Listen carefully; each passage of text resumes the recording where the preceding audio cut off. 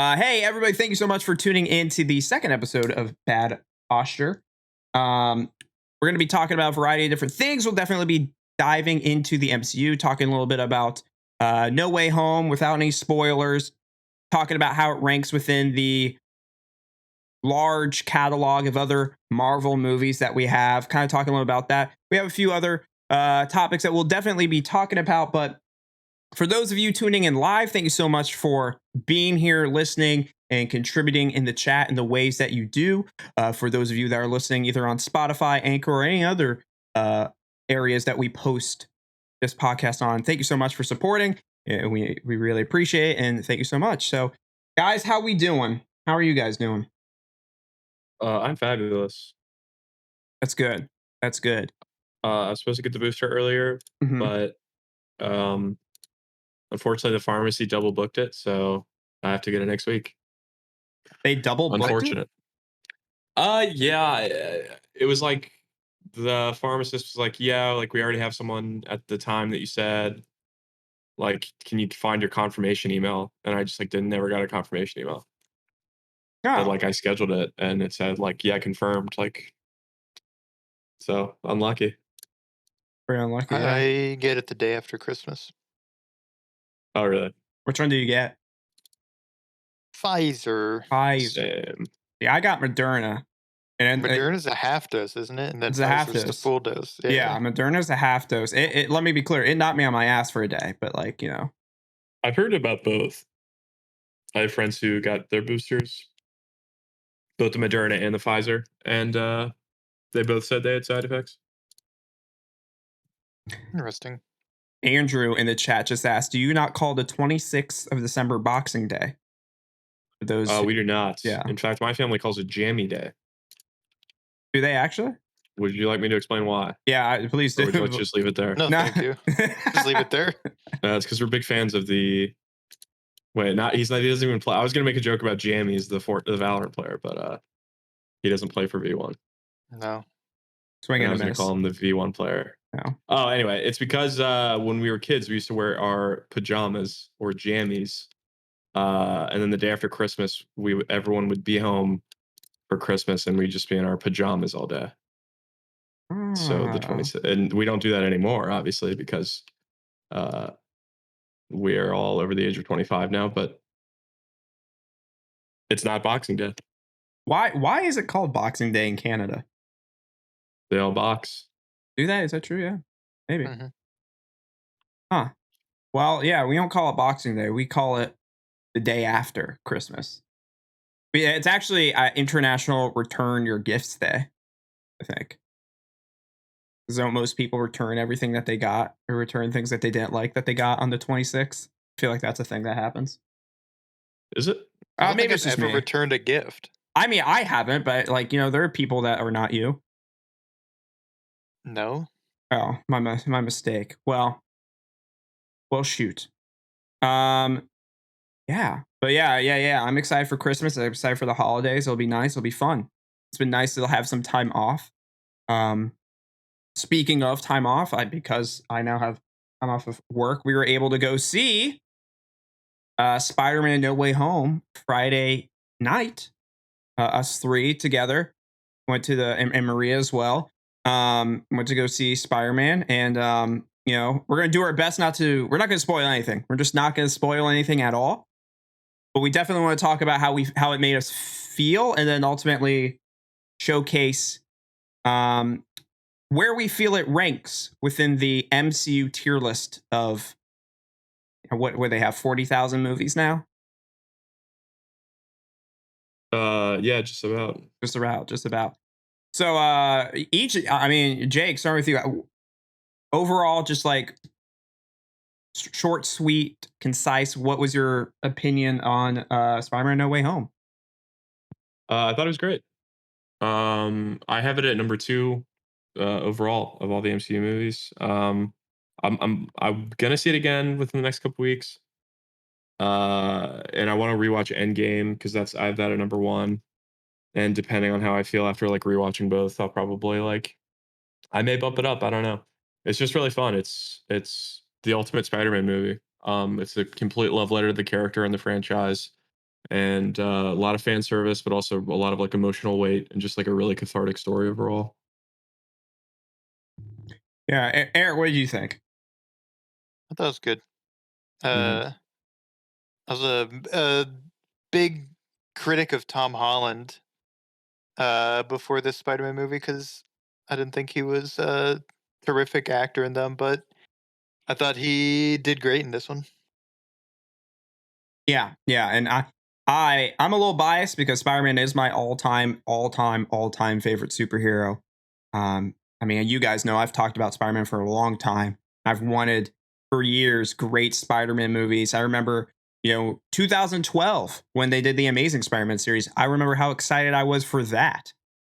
Yeah, Uh, and they lived up to it. Yeah, yeah, they sure you're did. right. They lived up to it so well that they canceled the entire franchise and said, you know what, Hmm. it's too good. Um, no, but I thought No Way Home was fantastic. Um, I, being biased as a Spider-Man fan, I have it as number one in my overall of every Marvel project ever. Number one movie. It had everything that I would want in terms of what I wanted to see from Peter Parker and what I wanted to see from Spider-Man. I felt like it was.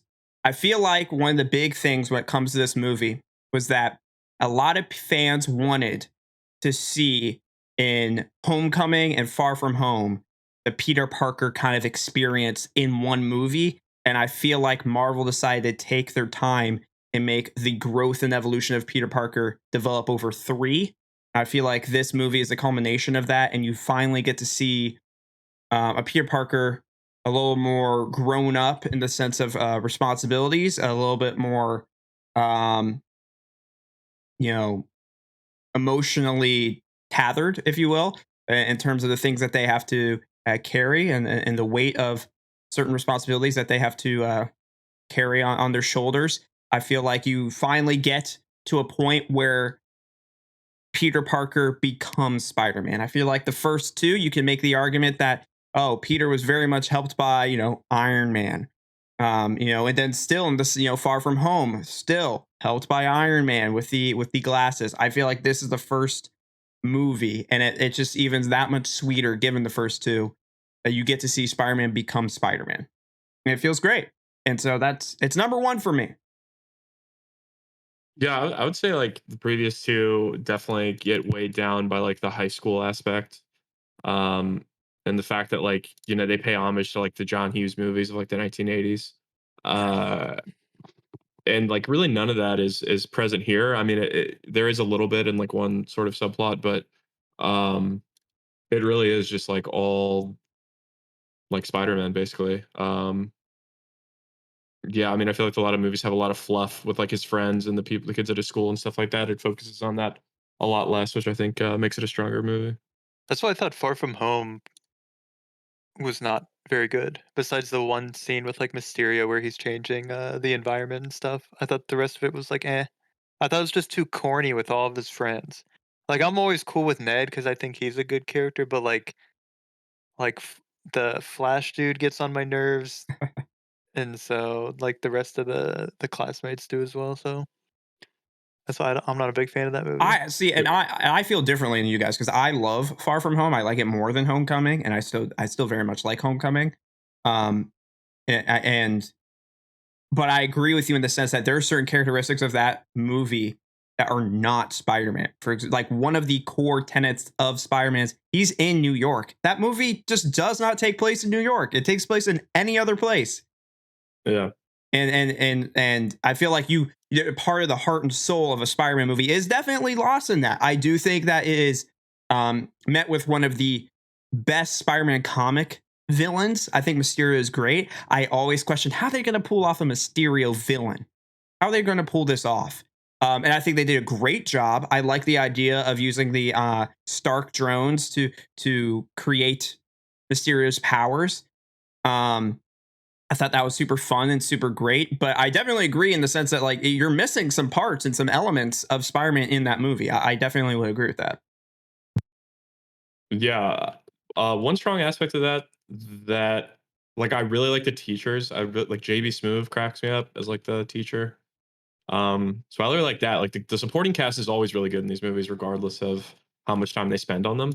Uh, and I really feel like they touch on it. I mean, even in this movie, like, it's no secret that, there's more than one villain in No Way Home. The way that they like juggle like each adversary that's featured and gives them kind of a satisfying arc is really really strong, and it's kind of surprising, especially when you watch a movie like Eternals, which is like 40 minutes longer and can't really seem to do everything it wants to do within the runtime. The fact that No Way Home is so efficient at 2.5 hours is remarkable, honestly. Eternals is longer. Yeah, you betcha. Okay. What's the runtime? 2 hours and 47 minutes, I think. Ooh, Nice. that's Good. long. Well, that's good. Yeah, and only 2 hours and 30 minutes is exposition. So That was my big Eternals review. I saw it yesterday for context, and it's like 2.5 hours of exposition and like 10 minutes of action. It's pretty.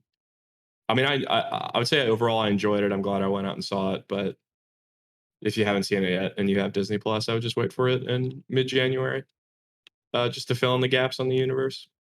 that's definitely what. Yeah, I'll definitely be doing that. And but yeah, to your point, when it comes to the efficiency of No Way Home, I find it funny because what if you go back, and I mean we've talked about in preparation for this movie coming out. Everyone was talking about and rewatching all the Spider-Man movies, and I know I went through like a week where I just watched every Spider-Man movie. 2000, what was it, 2002, all the way up to like 2000. Now, 2021, like watching every single one. And one of the biggest qualms with like the Amazing Spider-Man 2 with Andrew Garfield's version of Spider-Man was that the biggest problem they said was that they're trying to do too many things with too many characters. And there's too many villains, and there's too many X, Y, and Z, and I mean, I didn't even know that Felicia Hardy was in that movie. I didn't even know they're going to do a Black Cat. I didn't even know that when I watched it. I found that out this year that she was a character in there. I'm like, you got to be kidding me. There you have a million. It's such a great contrast to No Way Home, where you're juggling a ton of characters that not only do you have to kind of reintroduce, but you have to be able to provide some context and some understanding for people who don't know those characters, whether they are comic book readers or not. You have to provide some, and they do it so well and give them purpose for why they're there, not just throw them in just because they can throw them in. Try to get try to just get people excited because look, Spider-Man villain, Spider-Man character, Spider-Man friends. They do a good job of incorporating it into the story, and they don't cut corners on that. Yeah, like a common criticism of Eternals, not to just shit on Eternals the whole time, but is that they try to do too much. And like you look at the marketing and the trailers and all the hype around No Way Home, you think they're going to try and do too much, and they really don't. I mean, it's an insanely ambitious movie, but they somehow pull it off, and it's like fun the whole time. I really don't get it, man. It's a movie that shouldn't exist, but it does, and it's great.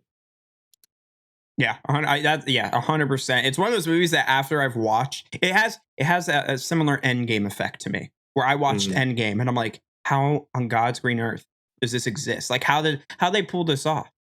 And I think when it comes to Spider-Man, it's like that, but almost in a different way. It's more of like they made a story that was heartfelt, was emotional, was compelling, that made you hopeful, made you relate to the characters, that made you know you had waves of emotion at certain moments within the movie that I feel like the previous two do not have at all.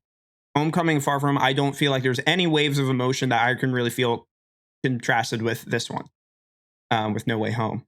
The storytelling is compelling. It's just so good the way that they do that story. I just don't feel like there's any weak link within the story. You could probably nitpick here and there, but really, I mean, it's pretty tight. It's pretty solid. Yeah, honestly, like I think the only, like I said, I'm gonna go back and rewatch both. The only way that No Way Home, or the only way that Endgame like edges out No Way Home is if it is just because of the last 40 minutes of Endgame. Like there's nothing else in movies that compares to that conclusion. Mhm. And I mean, I would say No Way, like moments of No Way Home do absolutely do, but um, but yeah, I think you're 100% right. Like it's crazy to me that when we saw Endgame, it's like how could they ever top this ever? And it's like it's going to take 15 years to like redo basically what they did the first time around, and then They almost have it did. culminate in Secret War, and they already did within what 2 years? Yeah, Two, and you 3 years? honestly with COVID, it could have been sooner. It could have been a year. Oh, that's so true. Yeah, that's Like honestly it, true. it makes, and I think the biggest takeaway from this movie that people should take away when they watch it is that if you thought Marvel was done or anywhere near close, boy oh boy, do they have some things planned, and boy oh boy, is it going to be just absolutely nuts if they decide to push this farther in any type of direction with the characters that they have. Oh my god, they're not even close. The Endgame may not be like the best there was. Endgame might just be the start, and everything thereafter might be just that much better. Yeah, I definitely think that's a takeaway for sure. I think that I think what this does is that I think if we can, if we shall actually. I Okay. wanna I wanna talk about uh each of our top 10. Let's rank the Marvel movies that we've seen and all that, and what with the catalog of Marvel movies. I want to rank and see what each of your guys' top 10 are when it comes to the MCU. And you can include No Way Home. I know that on my list I include No Way Home. I kind of want to hear what you guys are thinking, where you guys are in the hierarchy of Marvel movies. Sure, I can begin. Like I said earlier, my top two are Avengers and No Way Home. I do still have Endgame at the top, just because I think in terms of like the spectacle, I think Endgame. I honestly think Endgame has No Way Home beat still. Like I said, I'm gonna revisit both and see where they land. At number three, I have Avengers Infinity War. Um, four is Thor Ragnarok. At five, I have Captain America Civil War, and at six, I have Captain America Winter Soldier. Seven is Iron Man. Eight, Guardians of the Galaxy, the first one. Nine, Spider Man Homecoming, and 10, Black Panther. I think for the most part, you and I's lists are pretty similar. I again, I'm biased, but I have No Way Home as one, Endgame is two, Infinity War three, Ragnarok four, Civil War five, Winter Soldier six, Iron Man seven, Black Panther eight, Guardians of the Galaxy nine, Far From Home, Spider-Man Far From Home 10. That's I know that's a point of That's a contention between you and mistake. I like Far From Home a lot. I really do. But yeah, I have Far From You Home at liked it 10. more than Homecoming? I do. I do. I do. No, I He's do. not even in New York. yeah, I it's understand that. mathematically a worse movie I just disagree. according to the Worm scale. It has one of the bigger We'll talk about twists that too. of the movie, between those two movies. It's With the with who the heck's that actor's name? Who are you talking about? Homecoming? Yeah, Homecoming. The With Michael Keaton. Yeah, the twist. yeah, Michael Keaton. that was so good. Nothing in I in agree. Far I From agree. It's Home. good. I think from a villain standpoint, I like Mysterio as a villain more, and so I gravitate towards that. I think how they did Mysterio and portrayed his powers. I think that one scene where you have Mysterio putting Spider-Man in that world is Yeah, just that was cool. unbelievable, straight out of a comic book. I think it's great. I just like it. I just think it's a fun movie. I think The it's a cool I like it as the end of phase 3 where you're seeing Peter Parker deal with one of his mentors uh being dead and having to figure out what to do afterwards. And I think it's just as a storytelling element, it's just so great. Yeah, I would concede that the villain in Far From Home is better, and I think uh the like dream sequence of whatever that's really cool, but I think Homecoming just has it beat, honestly, because the villain's also good in Homecoming. I like that the stakes are higher in Far From Home. I like that it's Spider-Man taking on an Avengers level threat basically by himself. But I don't know, man. I don't know. I think Homecoming has it beat. I love the sequence in Homecoming with like Blitzkrieg Bop when he's being like the friendly neighborhood Spider-Man and he's just swinging around. Mhm. Like that's pretty great. Yeah. In the comics, does Mysterio have like magic, or does he also use drones? He It's does not use magic. It's drones. magic. Yeah, that's the one No, it's thing not I wish. magic. It's well, he's like it's He's an similar where he's like a illusionist. fake magic guy. Yeah, he's Well, an Okay. illusionist. It's yeah, not he's an magic. It's like illusionist. Yeah. Okay. magic in the sense that like David Blaine does magic, Okay. not like Doctor Strange magic. Okay. That's what I was like. Okay. Well, Eric, what's your top 10 then of MCU movies? 1 and 2 are Endgame and Infinity War. Mhm. I'm not gonna like put No Way Home in between them. I think those two should go together no matter what. So whether they're 2 and 3 and No Way Home's 1, but Endgame 1, Infinity War 2, No Way Home 3, Thor Ragnarok 4, Winter Soldier 5, Civil War 6. Those are basically the same to me. Uh, Black Panther 7, Iron Man 1, 8, Guardians of the Galaxy 1, 9, and Spider Man Homecoming 10. But I for don't the think most part, we have the same 10. Yeah, I don't think I've seen Doctor Strange all the way through. If I do, I don't remember it. But I feel like that one was a good one. I Yeah. wanted to put that in, but I don't remember too much of it. It's I definitely solid, and I want to revisit it after seeing him in No Way Home. Yeah. yeah. I love the Doctor Strange movie. It's 13 my overall ranking. I think that's a great movie. I love Doctor Strange. I love him as a character. It's also wild to me. I mean, like, and obviously this isn't a spoil. Everyone should know Doctor Strange is in No Way Home. It's wild to me how many movies Doctor Strange has been in within the MCU while also only having one movie of his own. Mhm.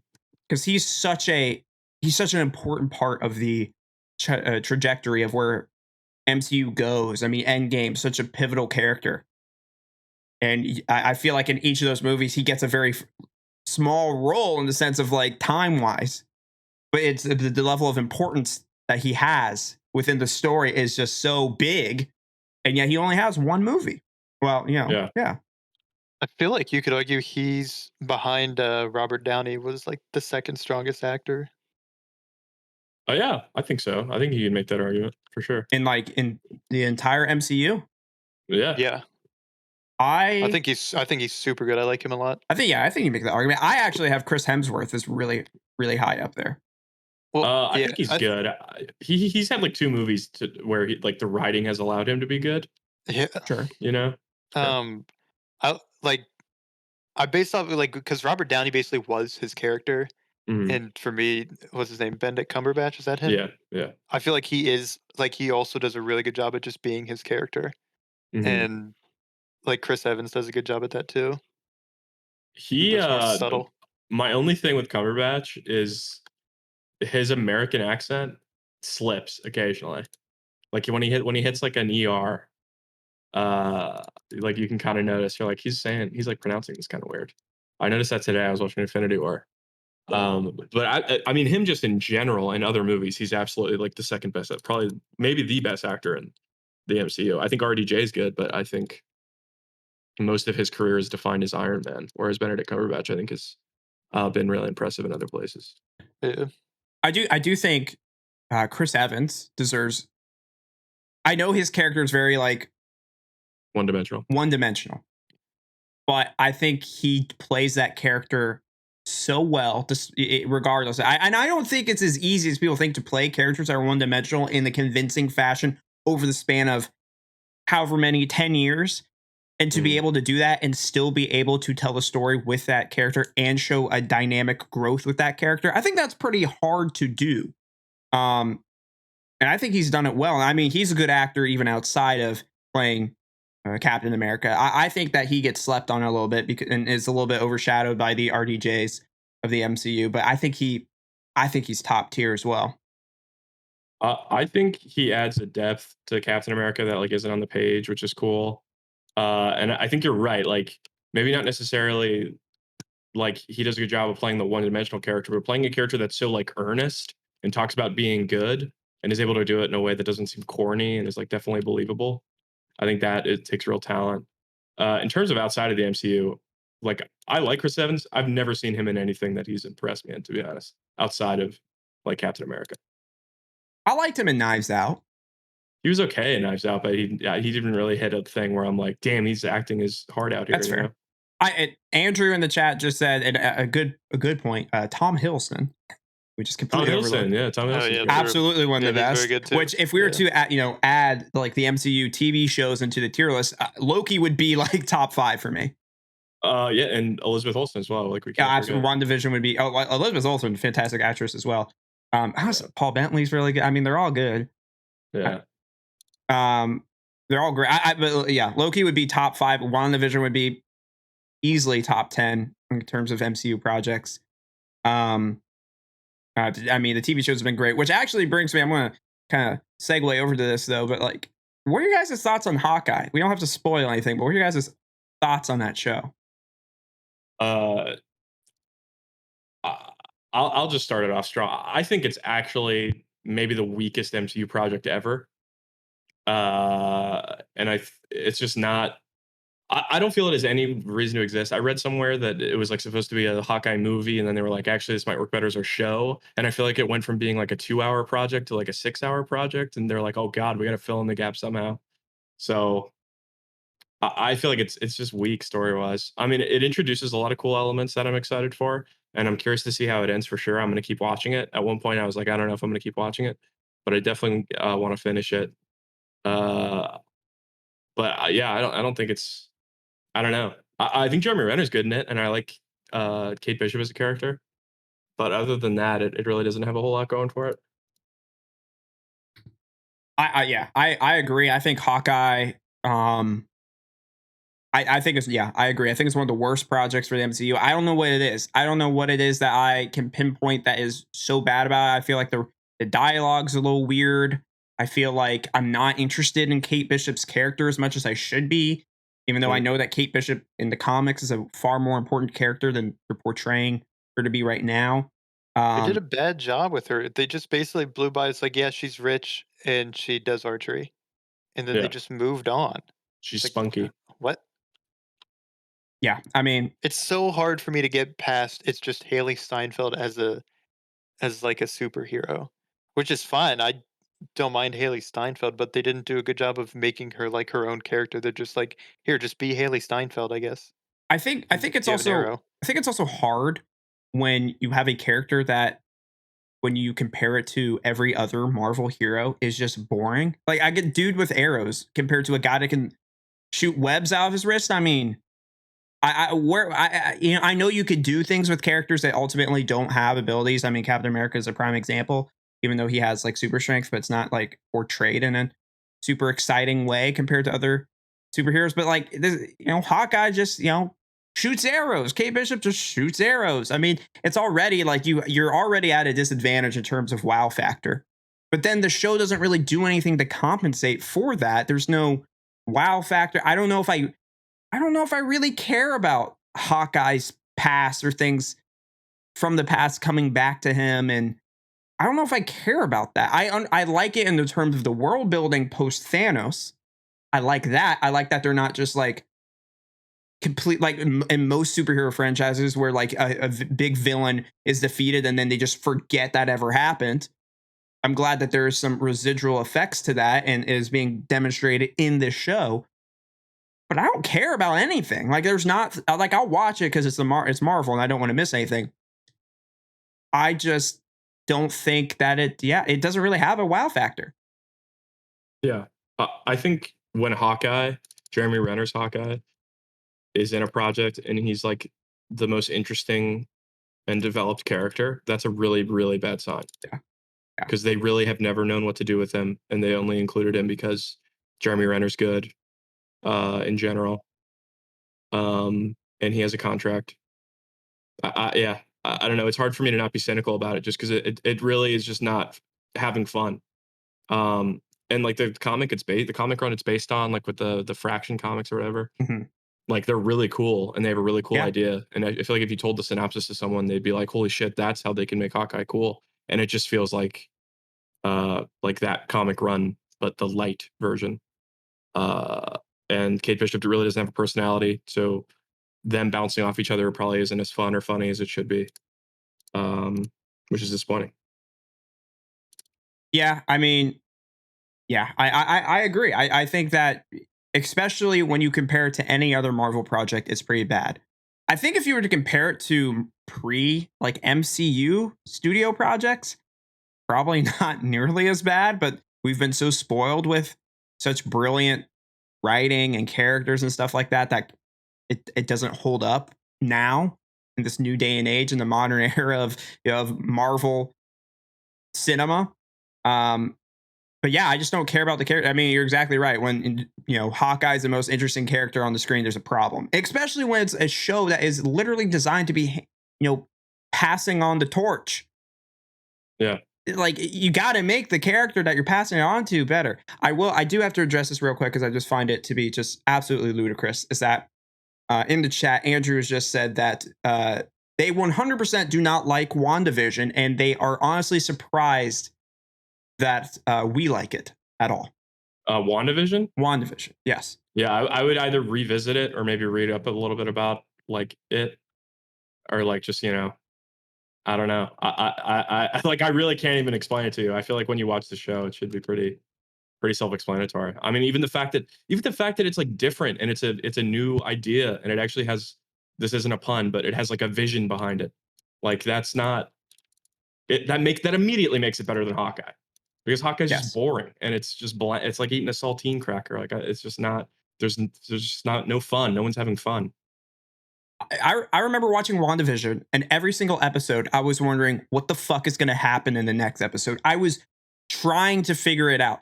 I literally do not care about what happens with Hawkeye. And maybe this is really like mean. I don't care if he lives or dies in the series. That's literally what I was about to say. Is like literally at the end there is a tearjerker scene between like where he's dying and Kate Bishop's holding his hand, and it's like our goodbye to this Hawkeye, like from the entire franchise.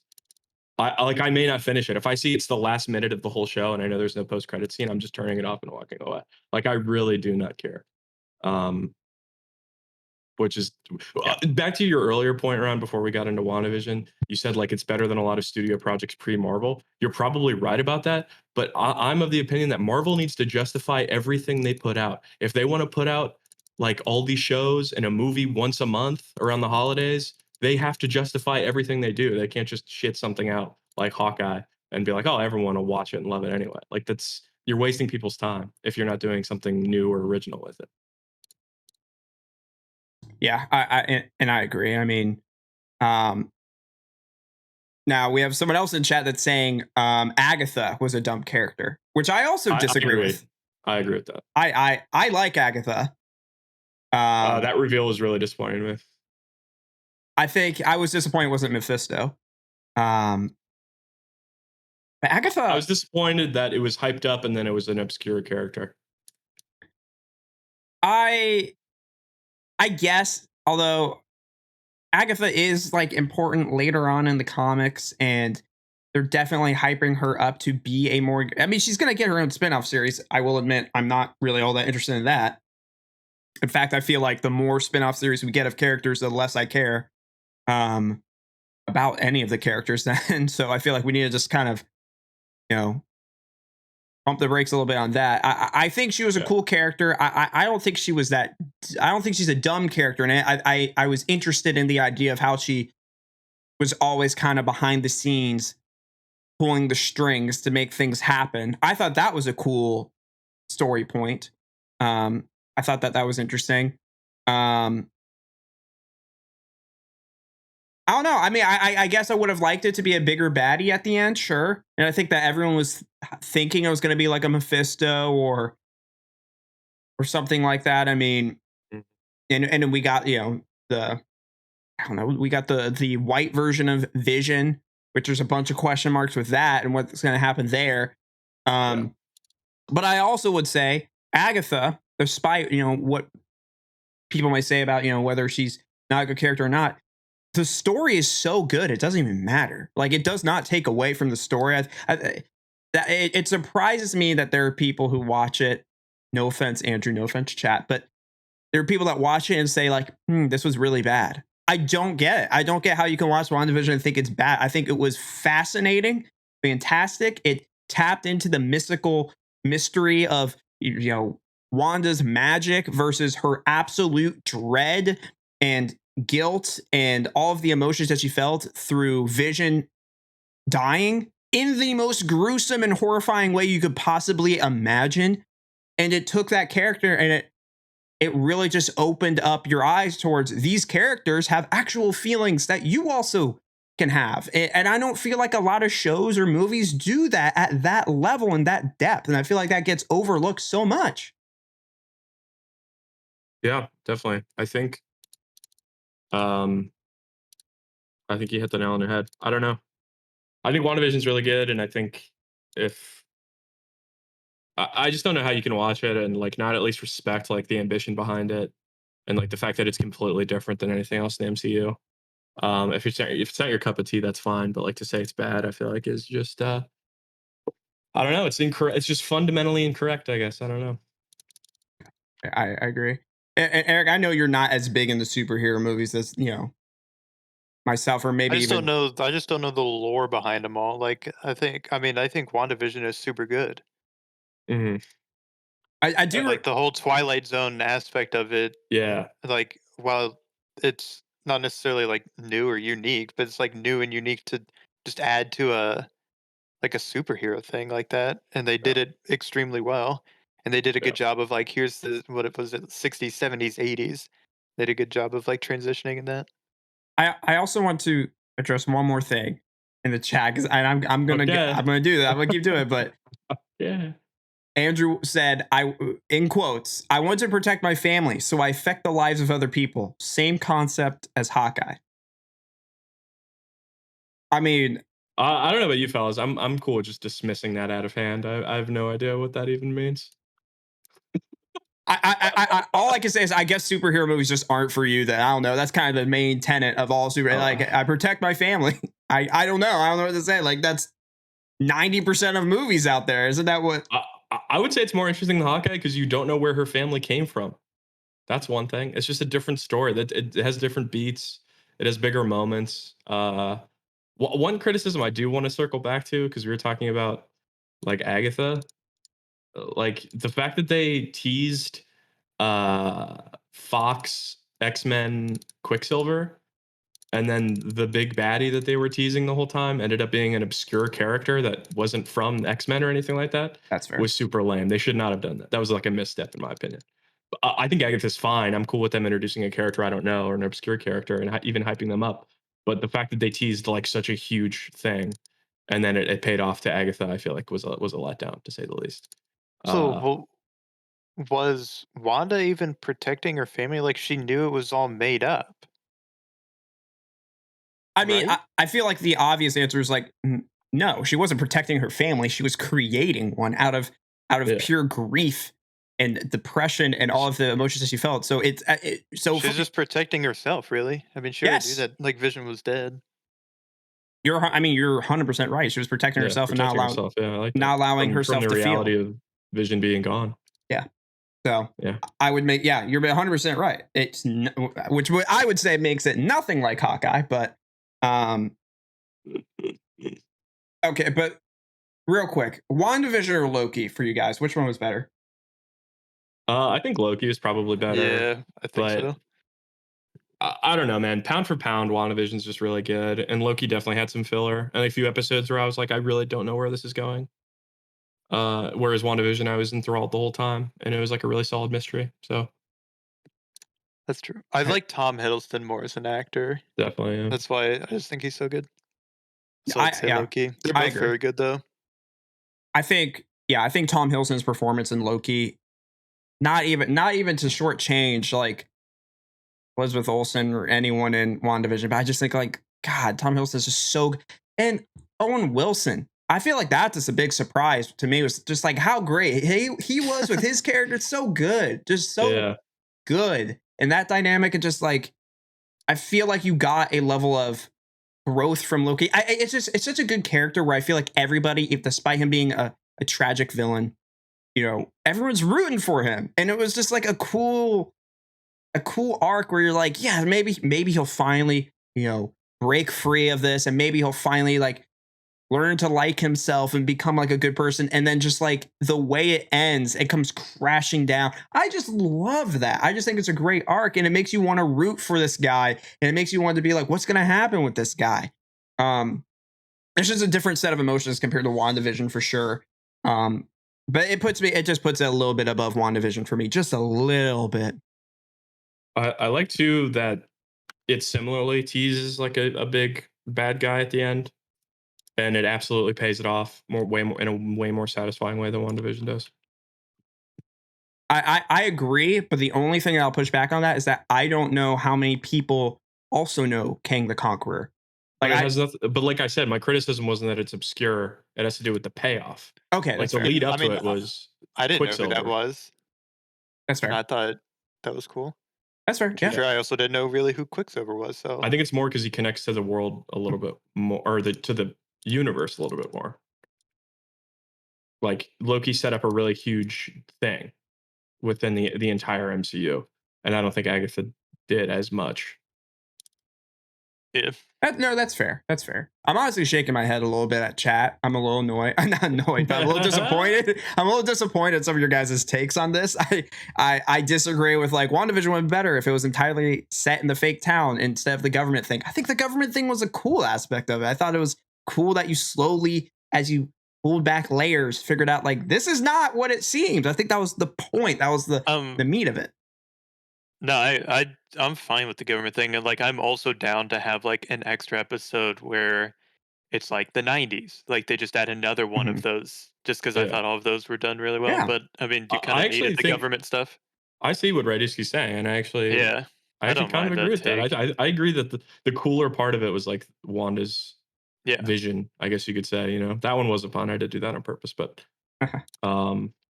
If it wasn't that, then I would be all for saying it's about as good as Hawkeye. I mean, it'd probably be better, but like if it was just the government thing and like modern day, it would be pretty boring, I feel like. I like the Monica Rambeau character a lot too, and that was introduced with the government thing as well. Yeah, that's true. I'm gonna be honest. That was the character I was not as big on. I thought that she was fine, but like in terms of like what they may have planned for that character, like I don't really care. Yeah, Maybe. I agree with that. Yeah, for sure. I think she's more interesting than a certain character that Hawkeye has introduced that already has its own series. That's fair. I think she's way more interesting and fleshed out than that. I think her sequence waking up in the hospital after the snap was one of the best like endgame follow-up scenes that we've had so far. I agree. I think that I 100% agree with that too. Yeah, just like the portrayal of like what's happened to everybody else, not just the Avengers, not the big boys. What's happened to these other people, like everyday, well, assumably everyday people, and then having to face the reality of time going on as you weren't there. They do very good. They do a very good job with that. I agree. And meanwhile, Far From Home was like tee-hee, like it was very lighthearted, and Fair. they didn't really get into it, and they kind of opened up a huge plot hole. I also thought I also thought Falcon and what was it called? Falcon and Winter Soldier, was that Yeah. I thought that one was just really solid as well. I don't think it was as good as WandaVision or Loki, but like it was super solid. Yeah, I agree. I don't John think Walker as a character is really good. Yes, I agree. Yeah. I agree. I knew it was a good character when every episode I'm like, I fucking hate this guy. Yeah, for sure. It was weird how they decided they wanted Seinfeld to be a part of the MCU, but I mean, maybe they know. It's weird how George Costanza's getting his own series, but other than that, I thought it was good. He would have been a good character for Red Guardian. I would have loved him to be an actor for Red Guardian. Yeah, definitely. That'd be funny. I mean, that'd be a funny one. That'd be a funny one. He would have been good as Kate Bishop's dad. Yeah, that's true. I'll let him have. That's the only role he's allowed to have in the MCU. Is that way he gets no lines? He has lines. That's a big. That Brian Darcy James is a great actor, and that's kind of why I'm wondering if he's going to show up again. Yeah, that's my theory. That's my theory too. I think he will. But obviously I don't know. I don't know. I have a different opinion when it comes to Far From Home with you guys, and I know I'm not going to change your guys' opinions on it at all. But I mean, I really like it. It's in my top 12. I think it's probably number 11. I It's just I not as good as all all the ones in the top 10. I just, when it comes to the portrayal of things that happened thereafter or the things that happened after Thanos in the snap, and I get that's lighthearted. I get it's all those things, but I feel like for a Spider-Man movie of that caliber, it's supposed to be. It needs to be. It should be. It shouldn't be Yes, heavy. I agree. I was pulling your leg. I don't think that Peter Parker and his friends should have their heads in their hands crying about the snap in the next Spider-Man movie. I was pulling your leg. I don't know. That's what it sounds like, but I guess that's fine. I guess that's fine. But yeah, at the end of the day, I feel like the MCU, even after Endgame, even after that fantastic, end of Phase 3, it feels like the MCU is in good hands, and they have great shows. With the exception to Hawkeye, they have great shows. They have a lot of great movies. Which actually, I'm gonna raise a different question before we're gonna segue off of the MCU. This is what I'm gonna ask, because we saw No Way Home. We've ranked the MCU in their movies. The thing that I want to ask then for you guys is, and I know this will be very interesting because I know Eric's take on this is very different than ours. In terms of the best Spider-Man movies of all time, where do you rank them? How do you rank your Spider-Man movies? I would say No Way Home, Homecoming, Spider-Man 2, Far From Home, Spider-Man 1, Amazing Spider-Man 1, Amazing Spider-Man 2, Spider-Man 3. Eric? Yeah, I'm not gonna be able to rattle them off, but I could probably give you a couple. Yeah, all right. No Way Home is for sure number 1. Wow. Um, I'm surprised, honestly, because Amazing Spider-Man is 2. Amazing Spider-Man 2 is number 2. God, just a terrible take, just a bad take. You're still hanging on to that. It's good. Homecoming is 3. I did have to rewatch the Tobey Maguire ones, but like we rewatched them a few months ago, and like they weren't that bad. And I don't know if it was nostalgia or what, but like they weren't terrible. What's the one where he fights Dr. Octopus, man? Spider-Man 2. Doc Ock. All right, that one's pretty good. We can put that one at 4. All right, yeah, let's just put it. We'll 4. go top 4. That way I hit all of them. Hit one from every person. Yeah, No Way Home is 1. If we're gonna count it, then I'm going to put Into the Spider-Verse as 2. No, we're not. We're not counting that. Oh, okay. Okay, my bad. My mistake, man. Then in that case, No Way Home is 1. Spider-Man 2 is number 2. Man.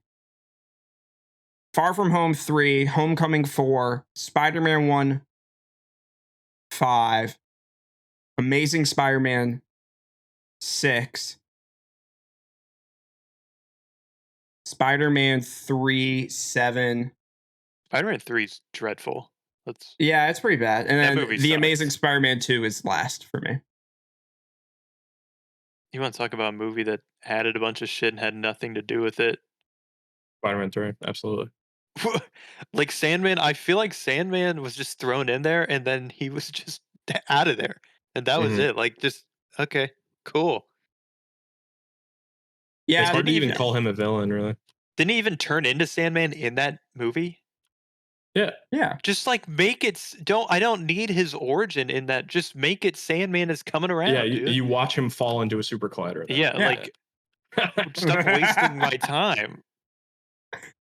That is true. You really just don't need to know any of that. You like can, I literally just don't exist. care how Sandman comes about. Just have him show up in the movie. I'll say this, and this might get people pissed off. All right, yeah. I think Tom Hardy Venom significantly better Venom character than whatever's in Spider-Man 3. Significant. Topher Grace? Topher Grace is not intimidating in the slightest, even when he is full Venom. It makes no sense. That's one of the worst castings in Spider-Man, a superhero movie history. Yep. Marty's just too good of an actor to. I mean, Topher Grace would never outclass that guy. Yeah. Here's the thing. Yes, And saying that movie's so fucking terrible. I agree Ryan's with about you. to disagree with what I No, just said. I agree. There's no I agree. fucking way. I agree. But I also don't think the Tom Hardy Venom movies are great. I just don't think they're that good I either. didn't say that the I know, Tom Hardy I Venom know. movies are great. I just think I he's know. better at being Eddie Brock in an intimidating Venom than my fucking Topher Grace, man. I agree. And I Eric mean, Foreman. Yeah, Eric Foreman was essentially Venom. he really did not seem like any. He didn't seem like a different character at all. It was just like Eric Foreman working for the Daily Bugle. When he left that 70s show, Eric Foreman became Venom and worked for the Daily Bugle, and then he came back to that 70s show. He came back, yeah. Grew his hair back out. Watched the bleach out. He wanted to be a movie maker, photographer, so it kind of checks out. Yeah, it does check out. Yeah, you're right. You're 100%. Eric, you're 100% right. I know. Yeah. Everything you said. Not a single thing about it was incorrect. But yeah, man. Yeah. All right, we're done with the MCU. We've beaten that horse to death. So let's talk about the future of the MCU. No, just kidding. Let's talk about this, because this was something that was brought up in chat. I know what the right answer is. You guys know what the right answer is. I'm hoping chat pulls through and can get the right answer on this as well, but we're going to do a deep dive on it anyway. Okay. Arcane versus Avatar, The Last Airbender. Can I say this real quick? Yeah, you can. Another viewer of yours is the only one that has ever said that. Like, Arcane is better than Avatar. Yeah, we should preface that for sure. That's true. That's true. Yeah. No one that watched that all the way through and understands what the hell is going on thinks Arcane is better. Wait, can I say something though? I have not finished Arcane yet. Okay. Okay. Well, number one, how many episodes is Avatar: The Last Airbender? I mean, it's 3 seasons. 70. It's Maybe close to less than 70. this? You're right. Yeah, 70. And Arcane is maybe 10. Yeah. So I don't it's know which pretty one's more developed. Which one is literally physically more developed? I mean, Yeah, I mean, there's 61 total episodes of Avatar: The Last Airbender. There's 9 for Arcane. Yeah. And look, here's the thing. Arcane is clear that Arcane is insane. Yeah, it's very good. If there becomes 70 episodes of that, then maybe we can have the discussion. But I mean, it's in its infancy right now, so it's a very good show. I even remember from one of the first episodes, I'm like, I feel like it has Avatar: The Last Airbender. It's got some feels. I feel a little bit of that in this, which is always a good sign because Avatar: The Last Airbender is such a good show. But that's the thing. I'm like, it feels a little bit like this, which I feel like already is proving the point that if it's feeling like this other show that is really, really good, then I must think this show is going to be pretty good. That should already tell you, hey, this Avatar: The Last Airbender, that must be really fucking good then. If I have to use that as a foundational base to view this other show. Yeah. Yeah, I don't think anyone who's a real person and not a little rat believes that Arcane is better than Avatar: The Last Airbender. Yeah, I feel yeah. I mean, I don't know. I feel like you could name maybe 3 characters in Arcane that have not only just developed but that are cool. And I feel like you could mention so many cool characters in Avatar, so much depth, so much character development, awesome world, incredible story. Also, and I said this when this was first brought up on stream, and this isn't really a spoiler, but there's a pretty sizable jump in time at the sort of towards the beginning of Arcane, where characters kind of take on a new shape, having been this many years older. So that alone is a convenient way to develop characters that Avatar: The Last Airbender does not do. True. Right. Yeah. They skip the hard parts. Yeah. Skip that. You're exactly right, Eric. Yeah. Once again, everything Eric's saying is just hitting. Spot on. I'm fucking money today, dude. This guy's on one today, man. This guy's got a hot mouth. Never had a bad take today. Yeah. Yeah, just today though. Every other day, Yeah, pretty just bad. today. We'll see about You tomorrow. did say the Amazing Spider-Man 2 was 2 all That's time. actually okay. That's Now so I'm rethinking terrible. what I said. That's such a terrible take. Like that's worse No, than it's not. Andrew. That's worse No, than it's Andrew saying not. WandaVision is bad. That is No, it's infinitely not, Ryan. it's No, not. that's No, it's infinitely not. worse. It No, is. it's It not. is. It's The not. Amazing Spider-Man at number 2. Number 2 on all-time Spider. What? Are you done screeching? It's a bad take that you think my takes are bad. Yeah, I don't know. I might have to agree with that. That's such a terrible thing. That's so bad. That's so bad. But yeah, to put a bow on it, Avatar: The Last Airbender is not only definitively better than Arcane, strictly based on the fact that it has had 3 seasons, Arcane has 9 episodes, but also anybody with a half-developed brain can indicate that that is the case. I'm sorry, that's just true. And Yeah. I'll argue with anybody in chat, anybody who has any opinion on shows about that. That is just unbelievable that anybody could come to that conclusion. Truly. That what? Sorry? If anybody should suggest that Arcane is better than Avatar: The Last Airbender, it is Oh. absolutely ludicrous that they would come to that conclusion. Absolutely. Yeah, I mean, it's definitely weird, but like Arcane is very good. So It's Game is not- great. Yeah, but do not interpret this as Yeah, it just literally hasn't developed enough yeah. No, it's to yeah, be as good as the greatest animated show ever. yeah, an Avatar absolutely without a doubt is the greatest animated show ever. I will make that claim with you. Eric doesn't have to agree. But you should.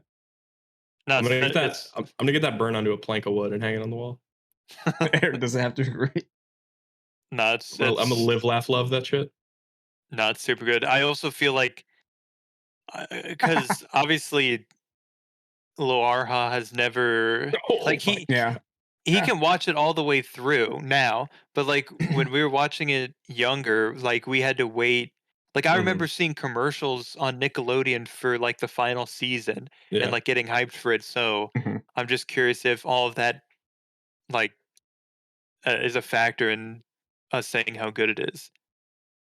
I think even if we watch it all the way through right now, it would still be good, but just like having to wait for certain episodes, I feel like added to the hype of it.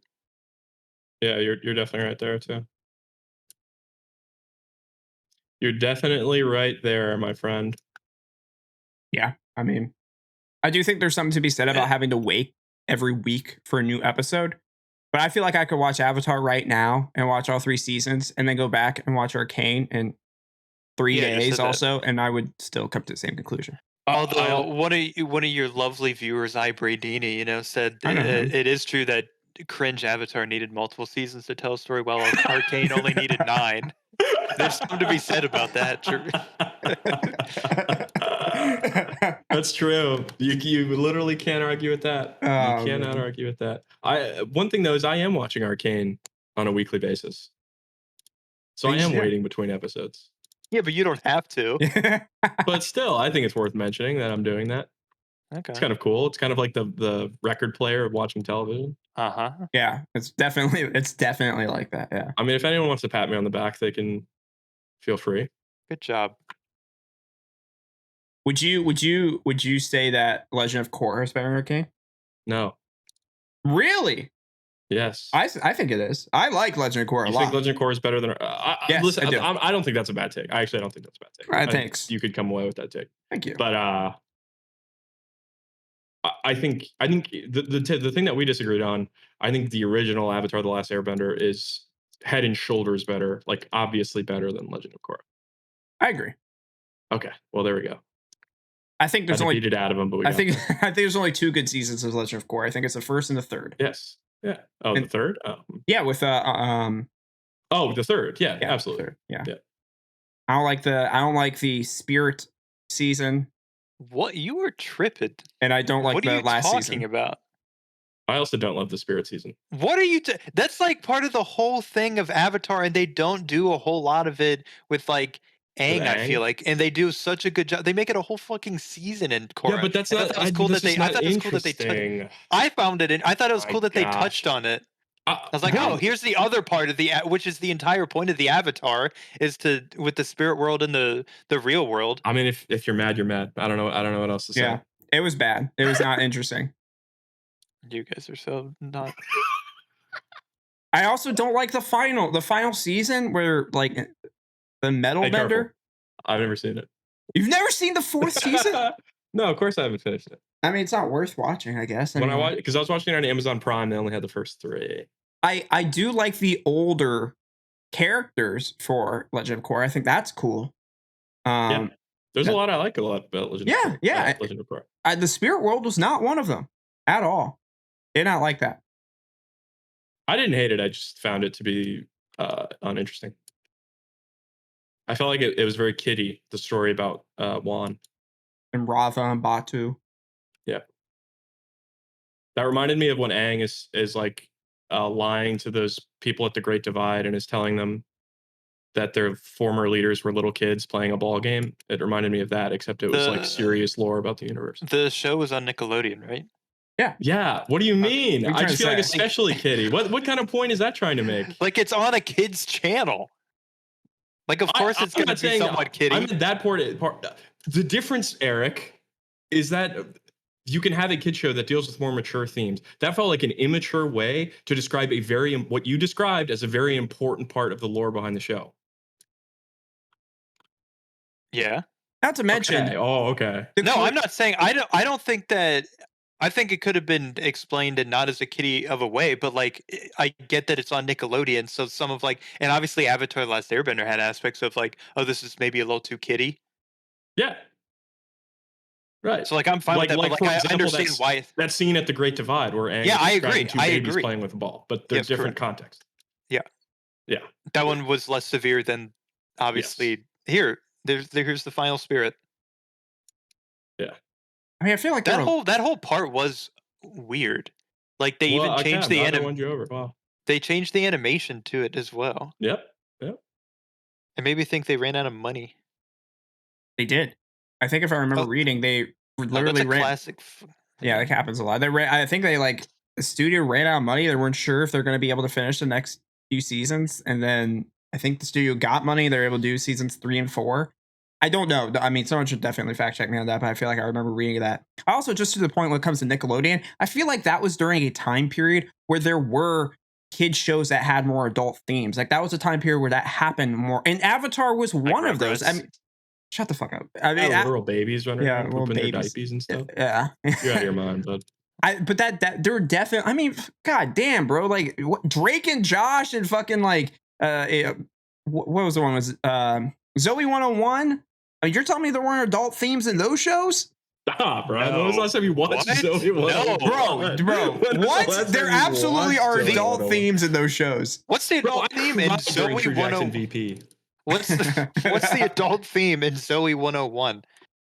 I mean, there's a lot of. What's an adult theme in Zoe 101? I feel like they definitely like to showcase more. But let me put it this way: it was not a very kiddie way to showcase relationships with characters with it, like like dating and whatnot. Also, what I mean, didn't she got pregnant on the filming of the show, right? Yeah. Brady just said that in chat. Yeah, that's what I was reading. Yeah. I mean, there you go. So I mean, that's something that happened. Woo.